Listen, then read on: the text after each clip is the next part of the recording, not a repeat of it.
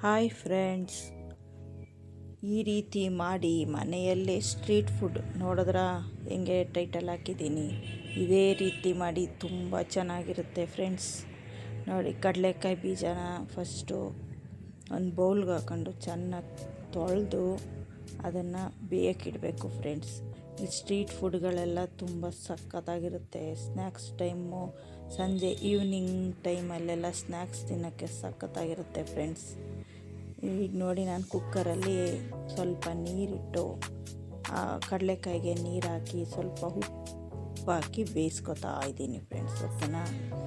ನೋಡಿ, ಸ್ವಲ್ಪ ನಿಮ್ಗೆ ಎಷ್ಟು ಬೇಕೋ ಅಷ್ಟು ಬೇಯಿಸ್ಕೊಳ್ಳಿ. ನಾನು ಒಂದು ಸ್ವಲ್ಪ ಹಾಕ್ಕೊಂಡಿದ್ದೀನಿ. ನೋಡಿ, ಕುಕ್ಕರಲ್ಲಿಟ್ಟು ಬೇಯಕ್ಕಿಟ್ಟಿದ್ದೀನಿ ಫ್ರೆಂಡ್ಸ್. ಅದು ಒಂದು ವಿಷಲ್ ಕೂಗಿದ್ರೆ ಸಾಕು. ನೋಡಿ, ಒಂದು ಕುಕ್ಕರಲ್ಲಿಟ್ಟು ಬೇಯ್ತಾ ಇದೆ ಕಡಲೆಕಾಯಿ ಬೀಜ.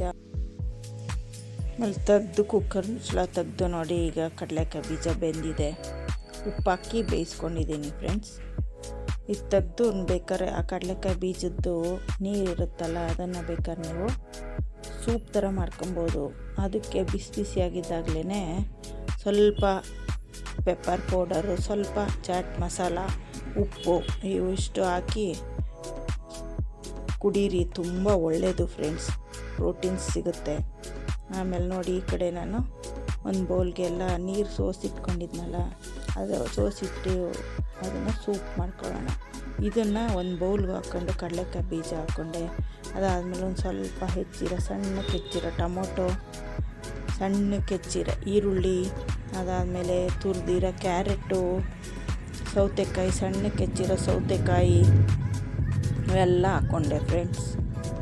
ಅದಾದಮೇಲೆ ನೆಕ್ಸ್ಟು ಇದೊಂದು ಗ್ರೀನ್ ಚಟ್ನಿ ರೆಡಿ ಮಾಡಿ ಇಟ್ಕೊಂಡಿದ್ದೀನಿ.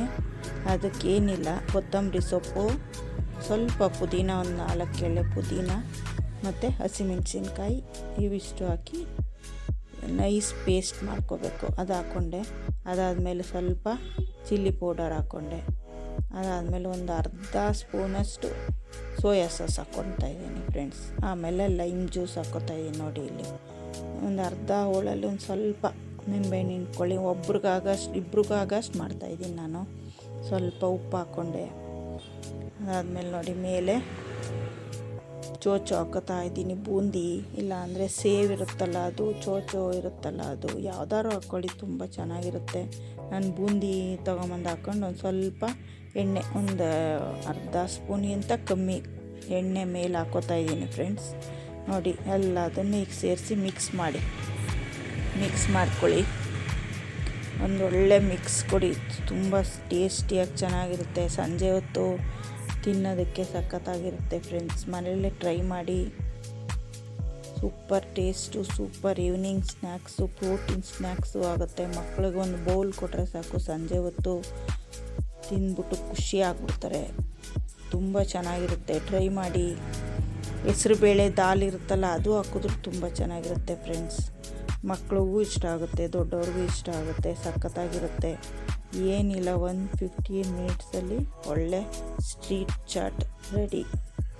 ನೋಡಿದ್ರೆ ತುಂಬ ಚೆನ್ನಾಗಾಗಿದೆ.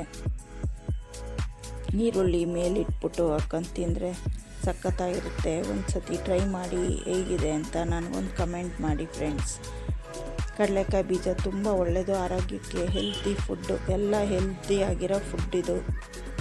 ಎಲ್ಲ ತರಕಾರಿನೂ ಸೇರುತ್ತೆ. ಕಡಲೆಕಾಯಿ ಬೀಜ ಒಳ್ಳೆ ಪ್ರೋಟೀನ್ ಸಿಗುತ್ತೆ. ಮನೆಯಲ್ಲೇ ಮಾಡಿ ಒಳ್ಳೆ ಪ್ರೋಟೀನ್ ಫುಡ್ಡು. ಹೊರಗಡೆ ಹೋಗಿ ತಿನ್ನಬೇಡಿ, ಮನೆಯಲ್ಲೇ ಟ್ರೈ ಮಾಡಿ. ಸಖತ್ತಾಗಿರೋದೊಂದು ರೆಸಿಪಿ ಮಾಡಿದ್ದೀನಿ. ನಿಮಗೂ ಎಲ್ಲ ವೀಡಿಯೋ ಮಾಡಿ ತೋರಿಸ್ಕೊಟ್ಟಿದ್ದೀನಿ ಫ್ರೆಂಡ್ಸ್. ಸಖತ್ತಾಗಿರುತ್ತೆ, ಮಾಡಿ ಟ್ರೈ ಮಾಡಿ. ನನ್ನ ಚಾನಲ್ ಸಬ್ಸ್ಕ್ರೈಬ್ ಆಗಿಲ್ಲ, ಸಬ್ಸ್ಕ್ರೈಬ್ ಆಗಿ, ಲೈಕ್ ಮಾಡಿ, ಶೇರ್ ಮಾಡಿ, ಕಮೆಂಟ್ ಮಾಡೋದು ಮರಿಬೇಡಿ. ಓಕೆನಾ? ನೆಕ್ಸ್ಟ್ ವೀಡಿಯೋ ಸಿಗ್ತೀನಿ. ಓಕೆ, ಬಾಯ್.